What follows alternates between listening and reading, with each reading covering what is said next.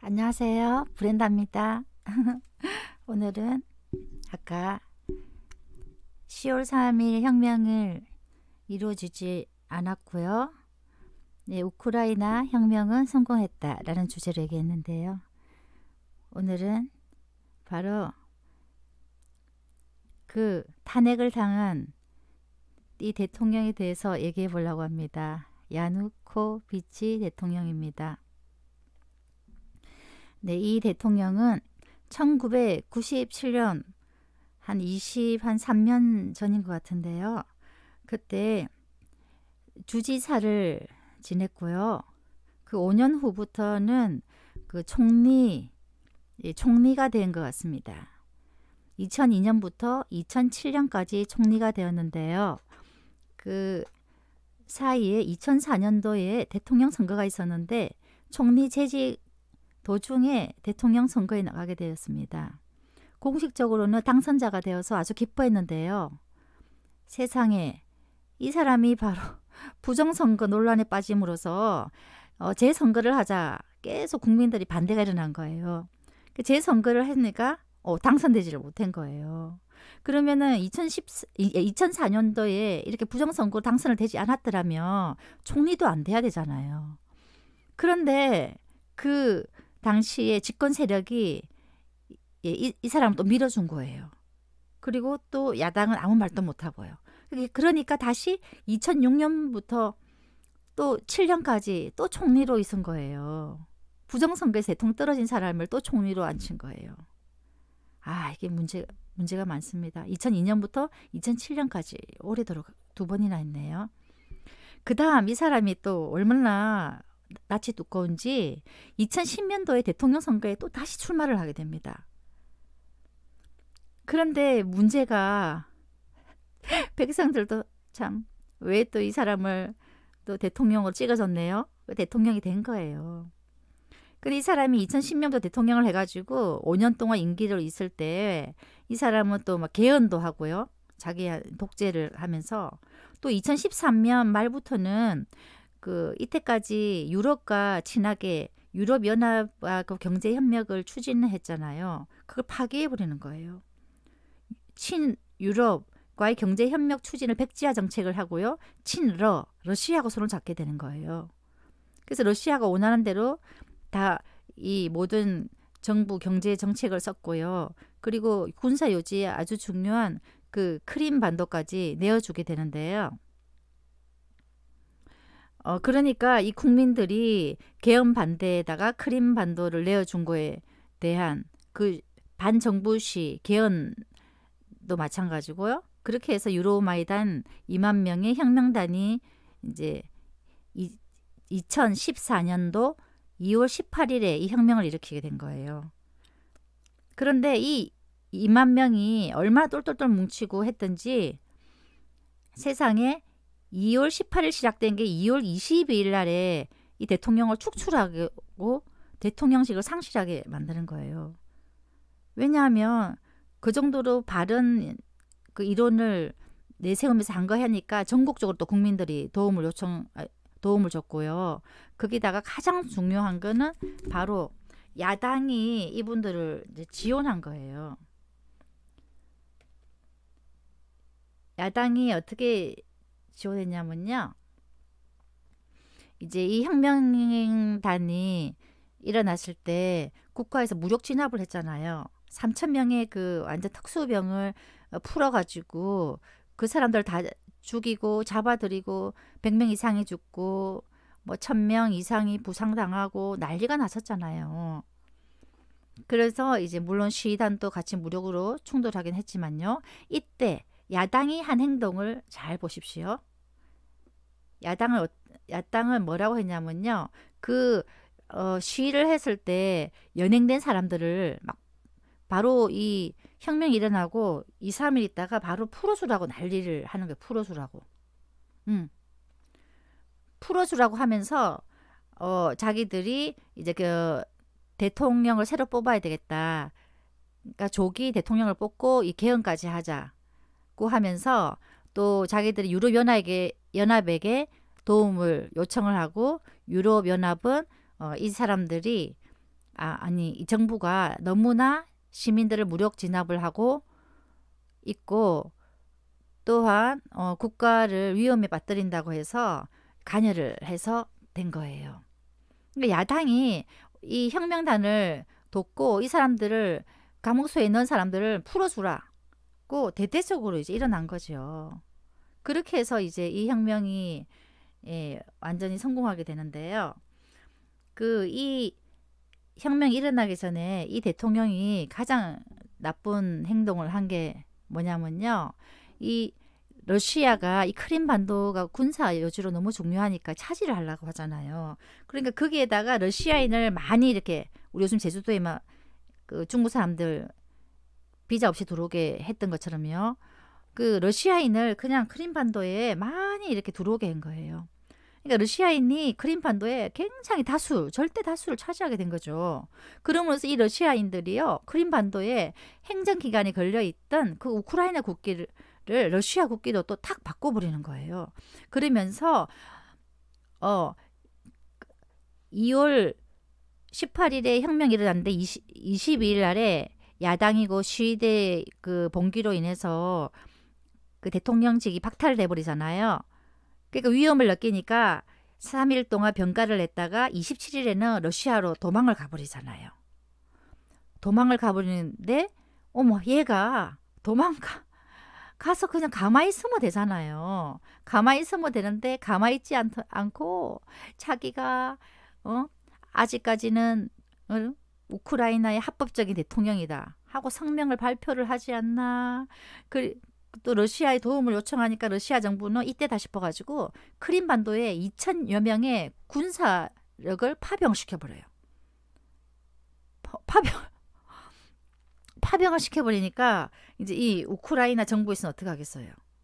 우크라이나 정부에서는 더더욱 이거는 러시아의 침공이다 하면서 그 즉각 철수를 요구하게 된 거예요. 아니 이렇게 이 나라를 떠나면서도 이 크림반도를 완전히 내어주는 그런 일까지 벌일 뿐만 아니라 이 사람이 이놈이라고 해야 될 것 같아요. 국가 돈 있죠. 국가 전체 예산의 절반을 가지고 러시아에 그때 피신할 때 도망을 가버린 거예요. 어떤 일이 벌어진 줄 아세요? 그 다음 날에 우크라이나의 환율이 50% 떨어졌어요.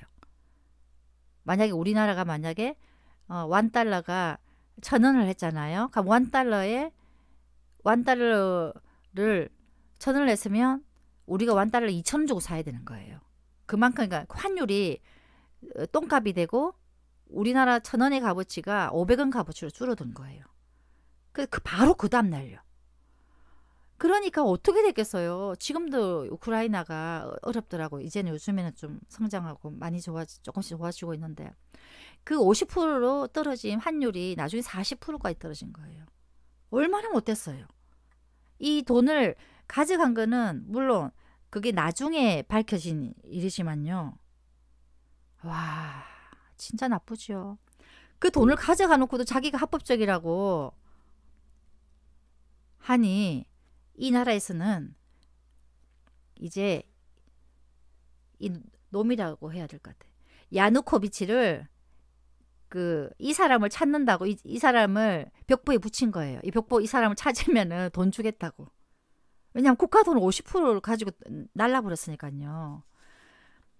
얼마나 이 정부가 국가에서 화가 나겠어요. 그런데도 여전히 자기가 합법적인 대통령이라고 군 통수권자라고 주장해야 되니 얼마나 기가 차겠어요. 그래서 이제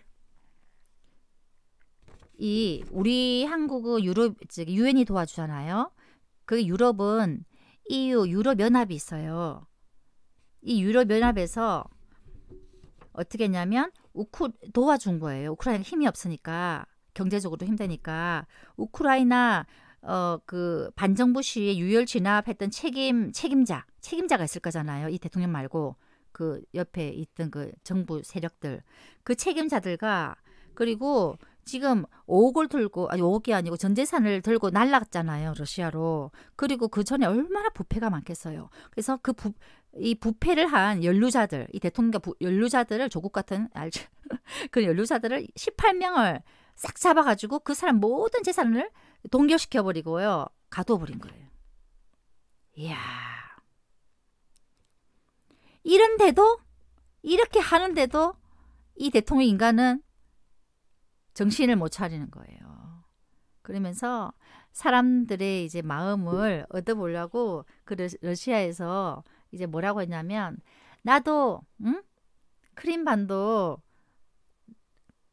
러시아가 차지한 것을 나도 그걸 반대한다면서 엉뚱한 소리를 하고 있는 거예요. 독립 국가로, 공화국으로 나도 인정을 못하겠다면서 뒷북치고 있는 거예요. 자기가 그걸 다 행해놓고. 그러면서 하는 말이, 우크라이나 반시위자들은, 그리고 야당들은 극단주의라고 하면서, 이 대통령이 축출되고 나서 이제 5월 25일, 이제 2월 달에 봉기가 일어나고 3개월 있다가 5월 25일 대통령 선거를 하기로 했거든요. 그걸 불법이라면서, 참 가짜는 참 그런 행위를 저지르면서 비난을 해대기 시작하는 거예요. 이야, 얼마나 기가 차든지. 정말 기가 찬 일이죠. 이때가 자기가 기자회견을 열어서 한 얘기예요. 러시아. 그것도 3월 12일 날이에요. 야, 이건 정말 또라이 아니면, 죄송합니다, 이런 얘기해서. 자기가 얼마나 나쁜 짓을 했는지 모르고 국가 재산 반을 왜 들고 가, 그거를 또. 죄송해요. 죄송합니다. 제가 그런 얘기 들으면요, 제가 너무 속이 상해서 제가 이렇게 화를 낸거 너무 죄송합니다. 그래서 어쨌든 간에 우크라이나가 지금은 좀 안정을 잡아가는데요. 이 사람이 4대 대통령이었는데 5대는 그 제가 회사, 큰 로센이라는 그 초콜릿 회사 있잖아요. 또 다른 사업도 많이 하는, 이 대통령이 됐을 때는 그래도 조금 괜찮았는데, 지금 6대 대통령은 또 공산당 러시아하고 손을 잡고 우크라이나 땅을요, 헐값에 이 땅을 러시아 보고 사도록 지금 정책을 써서 아주 문제가 돼 있어요. 우리나라도 옛날에 뭐 중국이나 통해서 동해안이고 서해안이고 뭐 서해안이고 또 땅을 많이 외국인이 샀다고 하는데, 이상으로요, 우크라이나 이 악당 야누코비치, 빅토르 야누코비치에 대해서 얘기했고요. 또 이 국민들이 민초가 일어났을 때 이렇게 야당들이 그 민초의 편이 되어서, 또한 그 틈을 타서 이 나라 2004년도에 잘못된 개헌을 바로잡고, 그리고 조기 선거를 해서 나라가 그래도 위에서 애국자들이 많이 일어난 것을 보게 됩니다. 아주 우크라이나 사람들은 순하고 좋던데요, 그 나라를 정말 사랑한다 그러더라고요. 그래서 항상 그 정부를 감시하고, 그 이후로 더 많은 애국자들이 생겨나게 되었다고 합니다. 아까도 말했듯이요, 예, 우리 딸이 이제 또 홍콩에서 3년 있다가 또 독일 갔다가, 예, 자기 하고 싶고 어디 공부를 한다고 우크라이나에 있기 때문에 또 아직 또 오랜 세월을 있어야 되기 때문에, 예, 이제 2년째라 제가 우크라이나를 몇 번을 가놓으니까 이런 데 역사에 대해서 얘기를 안 할 수가 없습니다. 예, 지금 미국도 사실은요, 가장 중요시 여기는 나라가 우크라이나, 러시아를 이제 경계하고요. 그다음 이란, 중동 지역을, 그다음에 한국은 우리 여기 태평양 지역이 아주 중요한 지역이라, 아주 다른 나라도 그렇지만 세 나라를 아주 중요시 여기기 때문에 행복한 거죠. 저희들이 미국의 사랑을 받고, 관심을 받고 있다는 게 정말 행복하지 않습니까? 자유민주주의를 되찾고요, 저희들도 안정이 되고 이 세상에 아주 좋은 영향을 미치고 세계 선교하는 저희 나라가 됐으면 좋겠습니다. 대한민국 응원합니다. 힘내서요, 다시 오늘부터 시작합시다. 모두 다 애국자가 되었으면 좋겠습니다. 저도 그렇고요. 화이팅! 좋은 하루 되십시오. 사랑합니다.